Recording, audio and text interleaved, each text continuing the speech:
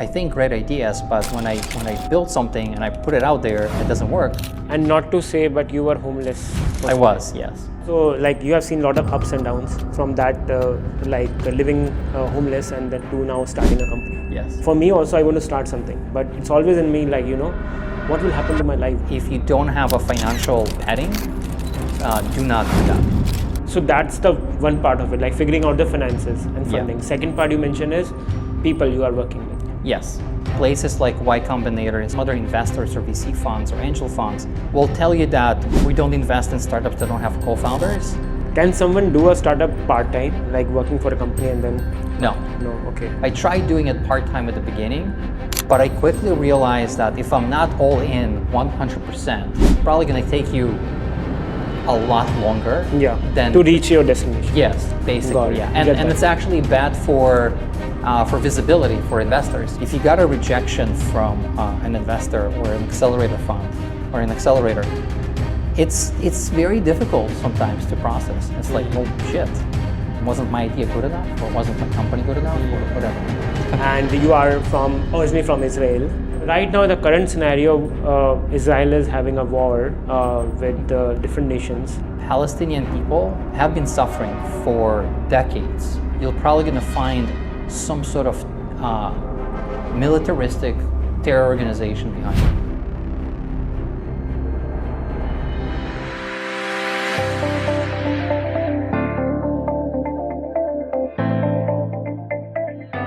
Let's get started. Sure. Thank you so much, Yan, to be in my show. It's called Mindfulness with Manish, and thanks for accepting this, to be my guest in my podcast. Of course. I know you for a long time. It's Yes. been, I think, we worked together in a company called Hyper. So little bit background about you. We worked together. You were head of design in Hyper. Yeah. Hyper was a startup back in New York City. It's still there. They're still here. I don't know where that is going, but they're still alive and kicking. They're still good. Yeah, I think the leadership is good. Yes. They're kicking. They are getting more customers, which is great. Yes. And you are originally from Israel. I'm originally from Ukraine. Okay, and I grew up in Israel. Oh, got it. And then you came to the US. Yeah. And then you had a background of design, as well as now you are working in a company. Like you have your own company. Yes. You are the founder and the CEO of that company, which is great. Cool. So why not you tell me a little bit your background from your own words, like whatever I missed. Jesus. Every time somebody asks me this question, I'm like, where do I begin? So I was born in Ukraine. Well, at the time it was Soviet Union, technically. But Ukrainian side. And then we moved to Israel when I was 10 years old. I grew up in Israel. I did military service. And then when I was 20 years old, I actually moved to Canada. I was in Canada for 6.5 years. That's where I went to college. I started my career as a designer. And then I got back to Israel, spent some time there, came to New York. You know some story about that part of my life in New York. Then I went back to Israel, back to New York. And I was on the line back and forth for a while, up until I would say around 2010, I decided that's it, I'm done. I'm going to stop and just stay in Israel. But then, life happens, and I got a green card. And so I moved back to New York in 2014 to build a life here. And been here since, building a life. And it's been, 10 years now, 4, 5 different companies. One failed, 1 exit, 2 exits now. And I don't know. Wife, dog, house. And congratulations for your marriage. Yeah. You recently got married, right? A couple of years back. When you were in Hyper, you were not married. You were dating someone. No. We just started dating when I was Hyper. Yeah. Got it. Congratulations for that. Thank you. Cool, man. So a lot of moving here and there. How was your life in Israel when you were growing up? It was good. I mean, as an immigrant, and I like to say that I'm a 3-time immigrant. I'm collecting. And as an immigrant, first year wasn't easy, of course. New language, new people. All my friends from Ukraine, they're not there anymore. And so I got into a lot of trouble. I was a troubled child. I hated school. I would skip school all the time, and but no, I figured things out, and I was okay. Grew up, having a lot of friends. Yeah, and Israel is a good country, as in I've not been there, but whenever I travel, Israeli people are everywhere. They're traveling all over the We're world. I went to Guatemala recently. I've been to like New Zealand, Australia, everywhere, even India. Yep. I think India is a favorite country for Israel. They do. So there is an unspoken tradition in Israel that once you finish your military service, you almost do like a pilgrimage to either India or Nepal or Thailand, like one of these, and you go there for like, and you disappear for 1 like year. 2, 3, 4 months, Right. and then you come back and you start your life. It's like I just went through a lot of crap in military. I want to just chill and relax, and I'm gonna go to all these countries where chill and relax is actually part of a culture. So, yeah. Nice. I've never been though, but a lot of my friends actually did. You're not been to India or I have never Nepal? been to India. I've never been to Nepal. Okay. I'm actually going to Taiwan next month. Taiwan, nice, interesting. Cool, man. That sounds good.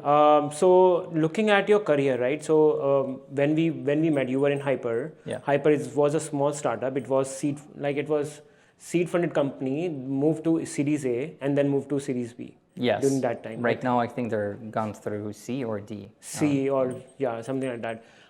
So how was your experience how did you decide first of all to be in the design field? I was always creative since I was a kid. I used to draw, and I started as a painter actually, as an artist. I've gone through a fine art school, and I got my associate's degree in graphic design in 1998 when we didn't have computers. Everything was done by hand, hilariously. And I don't know, I just always liked the art world, creativity, building things, creating things. I think I discovered digital design when I was in Canada. And in Canada, I went to college for interior design architecture. So I was doing my BA in interior design architecture, and I discovered the internet. And I discovered web design. And I madly fell in love with Photoshop and designing things on a computer. And what happened is I actually dropped out of college to become a web designer.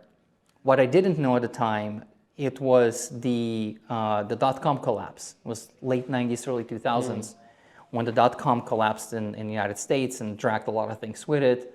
And so no one actually knew what's going to happen with that thing called the internet.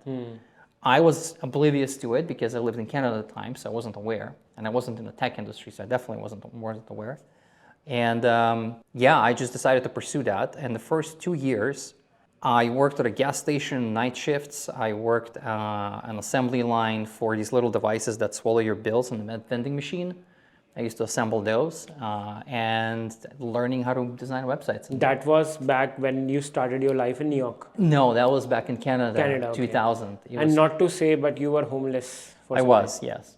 Okay. That was here. That was probably around 6 years or 5 years after I got into web design. Got it. That was And then how you it's very hard for a homeless person to live, right? So how did you transition your career into web design and web development and stuff like that from that life? I'm not gonna get into if anyone who's watching your podcast can probably Google and find my article and read about it. For me, as I said in the article, and the funny thing is that I say, and I think you read the article, I like to say that Will Smith saved my life. Not directly. I don't know Will Smith. We're not buddies. Will Smith, yes. Never met him, but I picked up a movie at some point, a bootleg DVD from one of the streets vendors for $5, and I watched a movie called Pursuit to Happiness. I see. I've seen that movie. Yeah, and that movie was incredibly inspirational to me. To kind of I'm not gonna give up, and this thing is not gonna kill me. And so that kind of shifted me back into my, I guess, entrepreneurial mindset, if you will, to start trying to get small projects and cash projects. And so that helped me assemble almost $3,500 within a couple of months and find my first crappy apartment and then the first job. Got it. At least you did not give up. No. Which is great. No. Within 12 months of me becoming homeless, the largest New York law firm were my client.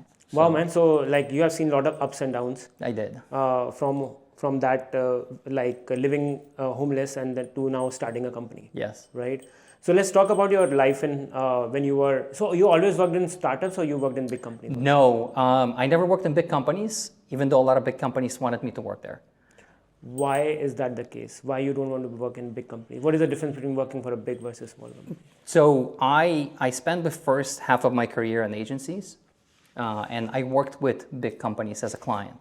So I worked with Volkswagen, I worked with BlackBerry, and I worked with Microsoft, and I worked with Deloitte, and so forth. And one of the things that I noticed at the time, I don't know how it is now, I have a feeling it didn't change that much. But back then, the bureaucracy and red tape was so insane that I remember making kind of almost like a promise to myself that if I ever go client side, meaning working for a company, not agency, I do not want to work for that. Because I like to do things quickly and I like to be involved in everything. And I like to make sure that I know the entire process from end to end. And I enjoy building things out of nothing and really scrappy. Which is very creative, right? Yes. Because I still remember when I joined Hyper, I think you, during my time, we built offline mode. Yes. And you were the one presented. I have those stories, whenever somebody interviews me, I always like talk about the offline mode because you were the one talking about, okay, hey, you know what? The offline mode is someone where a person is holding a phone in their one hand and they can't type the special characters because for special characters, they need to shift 1, 2, 3, 4, right? Yeah. So that's how you came up with the idea to only have alphanumeric. That's it, Yes. right? I still remember that. Yes. Well, it came from really like in-depth research and understanding in which settings people will be using it. I don't know if you remember, but I downloaded a bunch of documentation on airplane cabin design to understand the spacing capacity of if people sitting in the cabin of an airplane in the coach, what's the space between them and the next chair? What's the space between elbow to understand? Or they have the space to put their phone down to type something with 2 hands, constantly picking it up, and they wouldn't. And so that's how we started on that direction. Yeah. Right. So what happened after Hyper? So after Hyper, where did you go, basically? Wow. After Hyper, I decided to take a year off and write a book, which I didn't yet. There was another startup out of Minnesota that found me on the angel list. Probably around a month or so after I left Hyper. And they reached out and said, hey, we're building this relationship technology. Would you mind helping us? We would love your input and stuff and come join and work for us. And I'm like, no, I don't want to. I want to take a year off. I want to rest. Because Hyper for me was 4.5 years of basically nonstop, no work, like constantly doing stuff. And so I did join them because when they presented to me what they're building, I found it interesting. It was an application that wasn't a dating app. It was an app that helped you figure out your proper relationship between two people to find the proper alignment before you even go on a date, right? Because a lot of times you go on a date, you just waste your time, you're disappointed, you go home. And what they did is, here's a thing that you can do with each other before you go on a date and see if you should even go on a date. Or maybe you should be friends. What was the name of that? Can we? It still exists? I think the app is still up. There is a new management, and I don't know what's happening with the company. So I joined on a part-time for the first couple of months, and then it sucked me in, and I joined full-time. I built a team there, and we completely redid the product and relaunched it, and we saw a 500% user acquisition growth within like 3 months of relaunch with basically zero marketing dollar. Wow. And then after that, around, I would say, early 2022, an AI startup out of Seattle, again, knocked on my door through AngelList and said, hey, we're building this incredible thing, come join us. The co-founder of that startup is actually one of the co-founders of Napster. I don't know if you remember that. Napster, I know. Yep. Really cool guy, very charismatic, very persuasive. At first, I didn't want to. I was like, no, I'm happy where I am. And so I joined them as kind of like a fractional head of design, if you will, on a very limited time, part-time. And then 3 months in, again, I got sucked in. I left my previous company, joined them. And we built an incredible product, which landed us on an IXDA 2023 Interaction Awards shortlist, right next to IBM, Google, and so forth. We built a really fascinating AI assistant that is kind of a combination of extractive, predictive, and generative AI that essentially knows exactly how you live your life and how you do your business on your computer. And based on that, can provide you recommendations. It can store everything that you see on your computer. It can remember everything, can automatically synthesize, summarize your articles. Like, there's a lot of things it does. And after that, you started your own company. Yes. December last year, I left that company. I stepped down as head of design. I remained as an advisor, which my contract is, I think, ending next month, December. So I'm still kind of an advisor there. The company got acquired a couple of months back. And December I left, and I wanted to spend some time to figure out what exactly I want to do with my life. So I took a month off, I rested. And then... Where this idea came from? What? Where the idea came from? Well, I was sitting on the couch. I just turned 44. It was February 18th. My birthday is February 17th. And I was talking to my wife. It was the next day of my birthday. I just turned 44. You kind of start feeling like getting old. A lot of gray hair. But you don't look like old, man. Thank you. If you look closer, there's a lot of gray hair in my beard. And so at that time, I kind of felt like I want to do something different than just go out and find another job and build another great product for some other company. And so suddenly I had this weird kind of like people call it an aha moment, right? But I don't know how to really call it. It felt like this incredible fire burning like right here inside of me, because I had like this clarity of mind of how the thing that I've been working on since Hyper, which is essentially a decision-making framework of how to make better decisions as a company on the product specifically, and then working at AI, and then working at a relationship tech company, suddenly all those kind of puzzle pieces fell into place for me. And I saw an incredibly clear picture of, shit, this is what I'm building. Like this is, I'm making this into a product. I don't know how yet, but it has to be a product. And so that's when I turned to my wife and I said, I think I want to build my own company. And luckily, my wife is very supportive. She said, amazing, go for it. And it's been, I think probably like a month or two of like tipping around and seeing if it's going to stick or not. I'm methodical, being a UXer.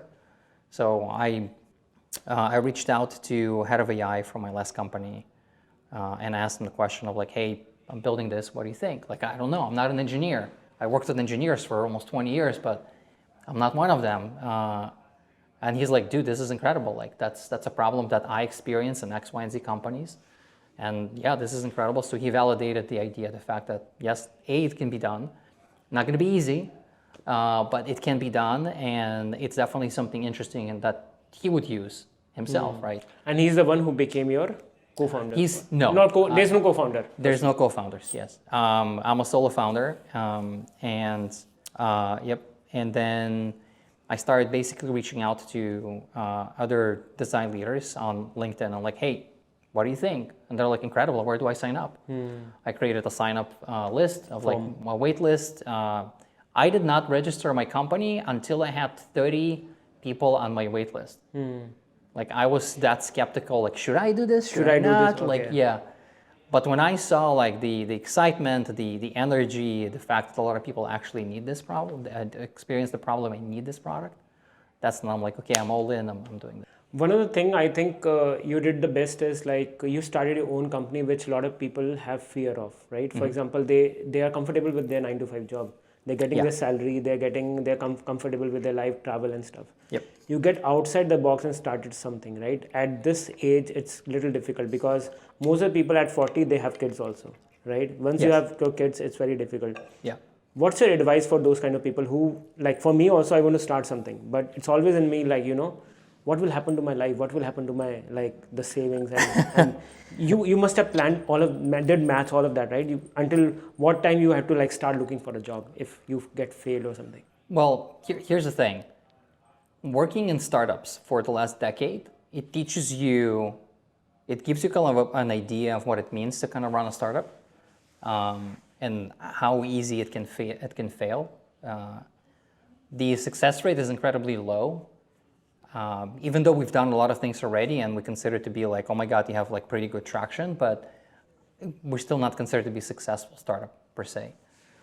Successful startup is once you turn to, I don't know, like $1 million plus in ARR in your recurring revenue, then you will be considered, oh, okay, great, now Something you can raise. Something is happening. Yeah, like now you raise your Series A and you're off to the races, right? Up until that point, you have to fight for your existence, and you have to fight for, yes, I'm here and please validate me. So I think a few things that I would recommend is, I feel that if you don't have a financial padding, do not do that. If you have too many financial obligations and you don't have some sort of like a savings account or something, probably don't go for it. Don't go for it, okay. Unless you can raise from your friends or family some sum of money like really quickly, then sure. Can someone do a startup part-time, like working for a company and then? No. No, okay. So it's a if you ask anyone, a lot of people would say yes. Even if you go for Y Combinator, they'll tell you yes. If you read through all of their documentation and watch their videos on their founder school and whatnot, they all say like, we get it, like you need money, you need, blah, blah, so you're doing this part-time, which is okay. But the one thing that I discovered, I tried doing it part-time at the beginning because I wanted to figure out how I can earn some money on the side as well. Right. Like either consultancy or freelance work. I'm also a photographer, so maybe like photography. I built a studio in a house. But I quickly realized that if I'm not all in 100% every single day from basically 8 a.m., well, I wake up at 6, but I start 7:30-ish, get to my computer or so. From 8 a.m. up until sometimes 10, 11 p.m., then you can still do it. It's probably going to take you a lot longer than to reach your destination. Yes, basically, yeah. And it's actually bad for visibility for investors. If they seeing that, when did you start? I started a year ago. Why don't you have a product yet? Right? Well, I was doing it part-time. Well, let me know when you have actually paying customers, then we'll talk again. Okay, got it. What was the biggest challenge so far in opening a startup? Finding the right people to work with me and raising funds. Have you raised funds so far? We raised friends and family round some months ago, which is a small sum, which is, I call it an operational funding. It's basically just going to dump some, I don't know, $30, $40, $50, $60,000 into a company account for the company to pull from, because Slack that we use costs money. Jira, Notion, Figma, like all these tools, they all cost money, and so something need to fund it, right? And so I wanted to kind of separate. For the first couple of months, I dumped about $10,000 out of my own pocket into this to start rolling, and then raise the rest from friends and family. Got it. So that's the one part of it, like figuring out the finances and funding. Yeah. Second part you mentioned is people you are working with. Yes. I know it's very hard to, first of all, find a co-founder. I know you don't have a co-founder. I used to have. You used to have? Yes. But my question is, what qualities do you see in finding a co-founder? So the first advice that I'll give to whoever is watching is don't rush to find one. It's not as much as places like Y Combinator and some other accelerator programs, or some other investors or VC funds or angel funds or syndicates or whatever will tell you that we don't invest in startups that don't have co-founders. They actually do say that, and they have a very valid reason for that. The reasoning is starting a startup is incredibly difficult and lonely. Like if I have any difficulties, I have no one to talk about. Like if you are the only one, but if you have a co-founder, then you have a brother. Yes, if I'm struggling with something, there's no one that I can turn to, because my wife is not in tech at all. She doesn't understand these things, anything. My wife is a baker. She makes incredible cookies and stuff, but tech, none. To turn to my friends, a lot of them also not really in tech, right? And so it becomes very lonely that if you got a rejection from an investor or an accelerator fund or an accelerator, it's very difficult sometimes to process. It's like, well, shit, wasn't my idea good enough, or wasn't my company good enough, or whatever, right? So there's that. The second thing is, the reason why a lot of investors and accelerators push people to have co-founders is because I would say probably about 80% of startups are being started by people who either dropped out of college or just graduated college. That is the best time to start. No? Debatable. Okay. Debatable. And that's the reason, because they're inexperienced, they're young, they just graduated, they're full of ambition, they're full of great ideas, but in order to, if I'm not technical, I need somebody with me technical. If I don't know how to do sales or growth or marketing, I need somebody to help me with that. If I don't know how to design an application, I need a designer, right? And so when you if you look at the founders of, I don't know, Airbnb or God knows, Instacart and whatnot, it's a team typically. Yeah. And each one of them have their own role and their own thing that they do and their own thing that they're good at, right? And so they complement each other. But when I parted ways with my co-founder, we didn't have a fight or anything. We're friendly. He just realized he doesn't want to do that, and so he resigned. And I respect that. It's okay. It's not for everyone. It's a rat race. It's very difficult. Sometimes sleepless nights. It's 24 hours basically. But what I started getting motivated by is the founder of Zoom. He's a solo founder. He started the company when he was in his 40s. And his explanation, he was on some stage talking about it. Somebody asked him about, like, why don't you have a co-founder? And his explanation was, listen, when I started a company, I was 40-some years old. I already have gone through this experience and that experience. I've already been coding for the last, 10, 15 years. So he already has experience how to act as an adult and how to be different things. And so I'm motivated by that. But I also know my lack of knowledge in engineering. I'm not an engineer. And so I had to go out and find that. Got it. Finding a co-founder is one thing. And also one of the point you mentioned is complementary skills. Yes. Right? That is also very important. Yes. What about the people you are working with, like their engineers? Is that also hard to find, or that is a little bit easier? Engineers or PMs or sales? Well, at this stage, yes, it is difficult. For one reason, because my founding engineers, and we actually just onboarded a new one today, they're all on equity. There's no salary. No salary? Nope. How do you convince them to work then? Well, you just tell them a story of why you're building this, what you're building, and if they believe in your vision, then sell their vision. Yes, it's about selling the vision, right? And I'm not trying to convince people to work for free for me. I'm just trying to share, hey, this is what I'm doing, and this is why I need somebody like you. It's equity only, and that's okay if you can't do that. There's no hard feelings. There's no, I'm not going to get upset or anything. Yeah. We can keep in touch, and if time comes, we raise funding, and I can offer you a salary. I'll reach out. We'll talk again. But at this stage, this is where we're at. But at the same time, when people join at this stage, they get a lot more equity. Think of, I'm not comparing myself to Meta, but if you think about Meta and their first employees, if you will. They get few percentage, right? Yeah, they came out with 10, 15, 20 million dollars in their pockets when the exit happened. Yes. Yeah, I get that. It can take upwards of 10 plus years. Yeah. It can also fail also. Meta could have failed. Of course. Anything can happen. It's all gamble. Yes, anything can fail, right? Absolutely. Anything can fail and everyone can fail.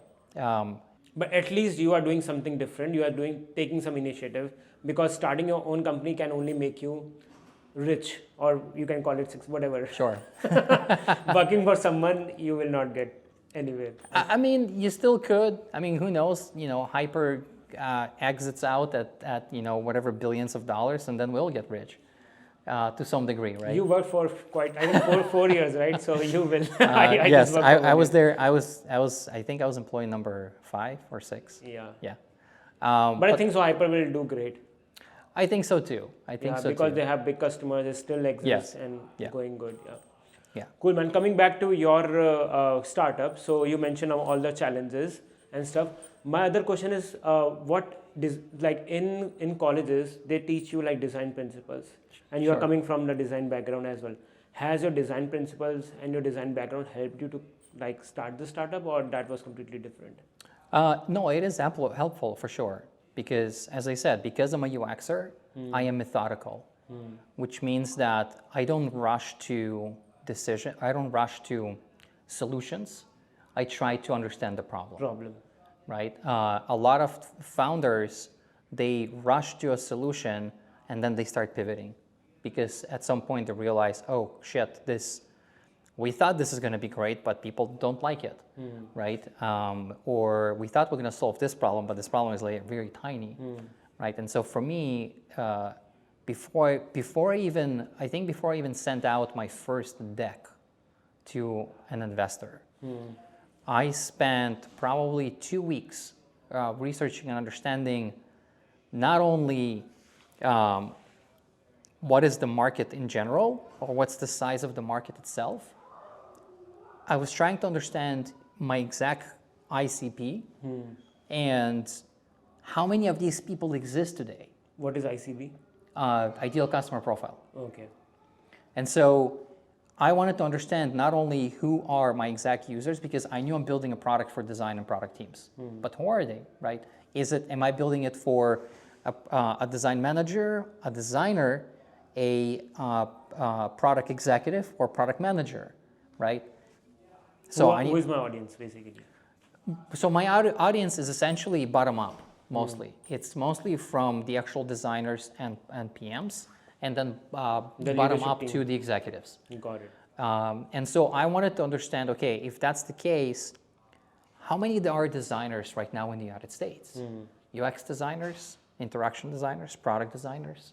How many are there, right? And then I did the research to understand, okay, there are, I think it's like 200 and some thousand combined, UX and product and interaction in the United States.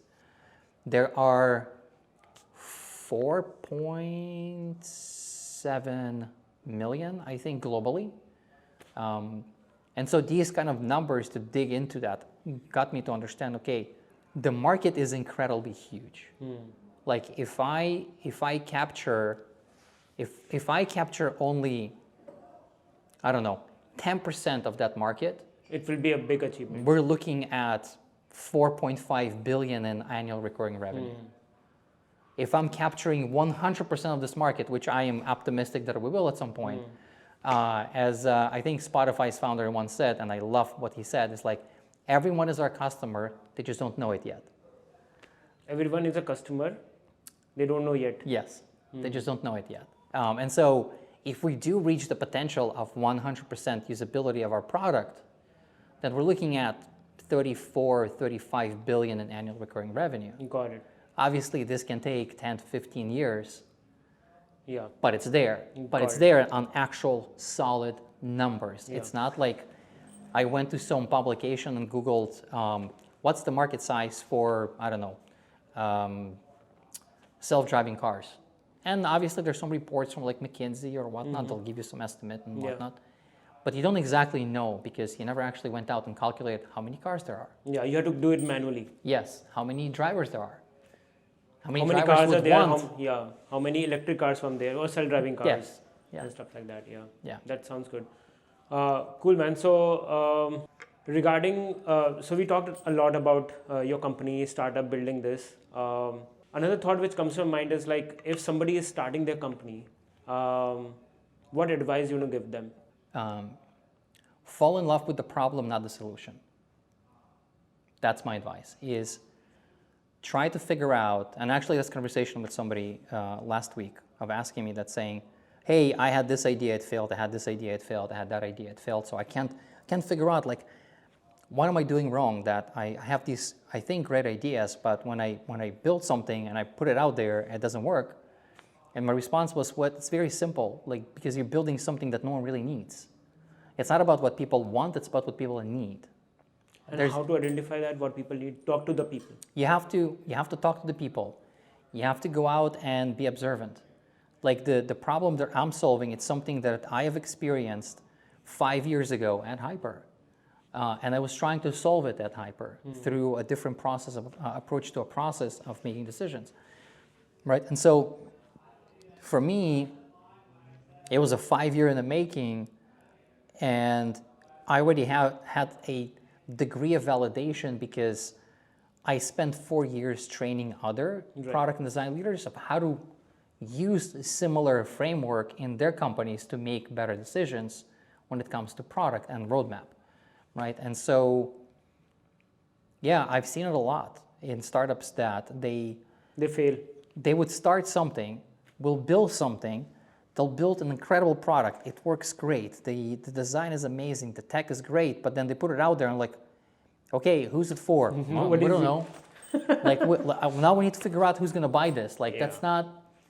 I think startups can fail on that, but big companies also do a lot of that thing. Absolutely. Research, right? But they are fine. They do research. And well, stuff. Yeah, because when you get to a degree of a lot of money, then you allocate budget for R&D that you know it's gonna burn. Right. Basically, when you're starting out, you don't have that budget. Right. One last question. Where do you research? Where do you basically like reading books, watching some podcast? How do you get external knowledge to get updated what is going on in the industry? Oh wow. I do read a lot. So I have a very specific kind of like, again, because I was in the military in my life, I like routines and I like structured things. And so you probably remember from Hyper days, I would eat at the same time, I would eat the same thing. Yeah. Bike every day. I didn't bike in a while. Life in the suburbs. So the way I consume information is when I wake up typically at 6 a.m., between 6 a.m. and 7 a.m., that's what I call quiet time. It's just me in front of my basically phone, and I catch up on emails, I catch up on Slack, but then if I don't have anything that I need to respond, I go and I read stuff, news or newsletters or whatever. Then between 7 and around 8, I make breakfast. While I make breakfast, I have an Amazon Alexa device in the kitchen. It has like a collection of different news media that's plugged into it that I kind of created for myself. And while I'm prepping breakfast, I listen to all the news, mostly tech news, market, a little bit of politics, finance, and there's one. Different categories, basically. Yeah, there's one podcast that is like plugged into it. It's called the Tech News, I believe. And so it's like basically I'm getting a collection of like what's going on in the tech industry, what's going on in finance, what's going on in the market, and what's going on in the world politically. Then I work. And then when I have lunch, during lunch, I watch YouTube. And at YouTube, I watch different, again, educational things. But in that time, I try to switch to what I like to call palate cleanser. I love history, so I watch historical things. Specifically, I follow a guy called Simon Whistler. I love his channels. His YouTube channel. Yeah. He talks about history. He does history, geographics, like a bunch, yeah. And what kind of books do you read? Or do you read books every day? I try to. I don't always get the time. I read a lot of books on psychology, design, management, some inspirational stuff. Nice. Cool, man. Yeah, we talked a lot and we talked about your career and stuff. I know the time is limit. I wanted to go over your life in Israel, and I know everyone goes in a military We can spend, I guess, let's do another 5 or so minutes. Okay, sounds good. So let's transition to that. Basically, as an army person, as a military person, you get disciplined. And that's where basically you're talking about your discipline in your life. You get up at 6 and 7, you do this, right? So basically you learn from that. My question to you is like, in Israel, everyone gets a chance after leaving army that basically after leaving the training, they can either join the army or they can basically do whatever they want, correct? Yeah. right? They can continue career in the military, or they can get out and do whatever they want. And you decided to continue somewhere else. Yes. Right. Yeah. Got it. Okay. And the reason why the government basically tells everyone to join the army as a trainer because of the small size of the country, and It's a mandatory thing. Everyone has to do it. everyone has to do it. Yes. Even if the family has 5 guys, It doesn't children, matter. everyone has to do it. Everyone has to Girls, do it. guys, everyone. Yes. Okay, got it. That's actually very important. And that what did army teach you, like in the principle and general? What did Discipline, challenging authority. So a lot of people don't know this very interesting and fascinating thing about the Israeli military, or IDF, is the fact that it's probably one of the few militaries in the world where you're almost expected as a low-level soldier to challenge your commanders. I see. You don't follow orders blindly. If you don't agree with them, the rule is you still follow the order, but then you can come back and say, I disagreed with you and here's why. But in private. In private, yes. Or you can report them to higher up and say, whatever they did, I don't think it's a good thing, and here's why. It's ingrained in Israeli culture from essentially schools. Because in school, it's almost expected that you will challenge your teacher if you disagree with them on things. There's an interesting story where there was this small startup in Israel that eBay acquired, I don't know, like mid-2000s or something like that. And the CEO of eBay came to visit the office in Israel and giving a speech or whatnot and saying, we will do blah, blah, blah. And suddenly somebody out of the crowd of the Israelis got up and said, well, how? And the guy was basically taken aback of like, what do you mean? You're interrupting me, I'm speaking. And what do you mean you're questioning me how it's going to happen? I'm the CEO. If I said it will happen, at some point it will. Like, you don't question me. And they're like, no, we want to know. And what if you don't like it, right? And then he realized that the reason why a lot of startups in Israel are successful is because of that. Is because in Israel, people challenging each other and challenging authority and challenging the status quo all the time. That's why historically there are more Israeli startups on NASDAQ than the entire European continent. And is it true, like most of the banks which are in New York City are owned by Israelis? No. Like Bank of America, people tell that. No, it's not true. No. Also, You probably confuse Israelis and Jewish people. Yeah, I'm confusing. Okay. So, no, that's fine. That's okay. So there's a lot of wealthy Jews, and they're not necessarily Israelis. Some of them never been to Israel. They live But there. all the Israelis are Jewish people, right? No? Yes. Well, not all. About 25% of population of Israel is actually Muslims. Are you talking about Palestine? No. Okay. Gaza. No, Palestinian territories is separate. Okay. But actual inside Israel, Israelis, about 25% are Arabs. Okay. Some Muslims, some Christian, some Bedouins, Okay. and so forth. And so it's not all Jews. Jews are like probably, I don't know, 70%. And the rest is like scattered between 25-ish% Arab population, and there's a lot of Christian population as well. Got it. Okay. So not every Israel is Jews, but all the Jews who are living anywhere, they're also not Israelis, basically. Yes, not all of them. So you have to understand the entire existence of the Jewish people worldwide is around 16 million. In the world. 16 In the million. world, we are 0.2% of the entire global population. Got it. We are an incredible minority that people don't think we are because of the color of my skin. And there are two types of Jews. There's the Sephardic and the Ashkenazi. I'm considered to be Ashkenazi because I'm bright.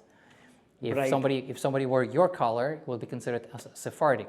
These are the Jews that came from Iraq, Morocco, Lebanon. They look a little Arabic. Yes, they're all Middle Eastern from that part. Got it. We used to too, but when thousands of years ago we migrated to European continent, we became brighter. Got it. So you are a little bit have tone of the European side. Some have the tone of Arabic side. Yeah. Because when I was, as I mentioned, when I was traveling, I met Israeli people. They look similar to me also, and it's difficult to differentiate whether you are like Indian or whatever or Israeli. Yes. There's a lot of Indian Jews as well. Different. What? There's a lot of Indian Jews as well. Indian Jews also. Yeah, there's a lot of Jews who live in India also. Yes. Yeah. Yeah. So coming back to the history of Israel, right? I know a little bit. Like Israel is a very small country created.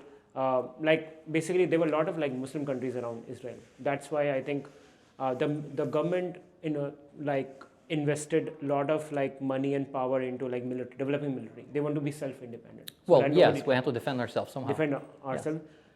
So things like Ukraine never happened. So Russia attacked Ukraine and Ukraine did not do anything, right? So, right. Yeah. So basically, and right now the current scenario, Israel is having a war with different nations. What is your take on that? What do you believe? Do you favor? What's your opinion? So I will say a few things, and that's going to go public. And I've never spoken publicly about this thing because I don't believe doing politics in social media. But here's the thing. I have always believed that we should figure out a way to live together between the Palestinians and Israelis. Whatever that can, however that will turn out. Two-state solution or one big state that everyone lives together, I don't know. But I think that we can always figure out a way to live together. I think one of the biggest problems is that Palestinian people are have been suffering for decades. And I would not say whose fault it is because we can start pointing fingers. Yeah, we are not pointing, right? We are not taking one direction. But the one thing that I'll say is that if you look at any country in the world and you'll see a lot of suffering of people, you're probably going to find some sort of militaristic terror organization behind it. Terrorizing that specific region or that specific area. People of Lebanon, they don't like Hezbollah, for instance. They don't like? No. Israel? And Hezbollah, the terror organization that controls a lot of parts there. Okay. Right? If you look historically, Lebanon used to be a majority Christian country, not a Muslim. Right? If you look at Iran and all these different countries, if you look historically, they were a lot modernized. So to some degree, I would say that in the world, the majority of the suffering we have, it is due to some tyrannical person that inverted the ideas of something beautiful into something ugly. Because I don't think Islam is bad. Yeah, I think before also like India and Pakistan we compare, right? We used to live together. Right? Like I've heard in a lot of podcasts, even Muslim writers and poets used to sing like Hindu songs, right? Now everything is like politicized, and everyone is like, okay, why you are doing that and stuff. Yes, like if you would go and listen to Israeli, it's called Mizrahi in Hebrew, Mizrahi style music, it literally sounds like a Muslim prayer. Like the other day, my wife and I were going to the gym. And there was a car with somebody was blasting music. And I'm like, oh, that sounds like Israeli music. But then I came closer, there are two Muslim people sitting in the car listening to Muslim music, but it sounds like Israeli to me, right? Because I grew up with that music. So the cultures are roots are the same. Yeah, the cultures are very much intertwined. Yeah. It's just the higher ups sometimes pin people against each other. They have like, because of the political issues they make it, and they want to divide people to get votes and stuff. Yeah, I equally do not like the current political thing what is going in on. Israel. Like I don't like the Netanyahu, for instance. Yeah, that's why I want to not go into each and every incident that happened. Right. Because first of all, that's going to take a lot of time. Yes. Second, people have a lot of opinions. Yes. If we go with this direction, some people will say, okay, no, this is not right. But I think you rightly said that, okay, people like higher up political people have like done something crazy. Look, I'm not religious, and many years ago when I was a kid, I got kicked out of school at some point because I said something controversial in a religious class. So in Israel, there are some schools that teach the Torah, not religious ones, but regular secular ones. They also teach the Torah. And I had this revelation when I was like 15, I think. So in Israel, so in the word in Hebrew, the word God is Elohim or Elokim. However, if you look at the structure of the Hebrew language, anything that ends with im means plural, many, right? So I had this thought, again, might be completely just lost my mind when I was 15 years old. I had this thought that what if what it means in the Torah, or the Old Testament, if you will, that God is not just some one singular power, but it's all of us. Like we all have a tiny piece of it. And when it talks about heaven and earth, that means that when we all come together as human species with love and respect to each other, our tiny specks of God inside of us will come together to create that utopia. Yeah. It's a philosophical. It's I was like 15 years old. Yeah. Are you a spiritual person? We agnostic. We believe in a higher being. We don't necessarily prescribe to a religion. That's all Jewish people, or No, it's just me and my wife. just you and your wife? So you believe that there's some higher God or someone, We do. but you don't believe like they have an image or something. We don't follow religion. Sub-specific Yes. group. Okay. Cool, man. Again, it was nice chatting with you to know Likewise. about your Thanks for inviting belief and everything, and about your career life. And but a lot of learning I have from this podcast. I hope the audience will also have some learning. Yes. Any final thought, any closing thought or advice you want to give to the audience? Whatever we talked on this topic, what would that be? I would say that from somebody who've gone through 3 immigrations, homelessness, struggles. I come from a poor family when we were, years ago when I was a kid. If somebody like myself, and I'm not the only one who can still find a belief and hope and love for the human race and for our species, then I think just be motivated by something that I kind of more motivated by my entire life and still do is, I always like to say love and be loved. It doesn't necessarily mean just love everyone. It means that treat others the way you want to be treated and just respect other people, even if you disagree with them. It's okay. Yeah, everyone has a different. It's they have literally different okay. background. If somebody doesn't like something, they don't impact my direct life and every day. So it doesn't it's okay. Cool, man. Sounds good. Thank you so much again for being on the podcast. Thanks for inviting. It was nice. Good seeing you again. Yeah.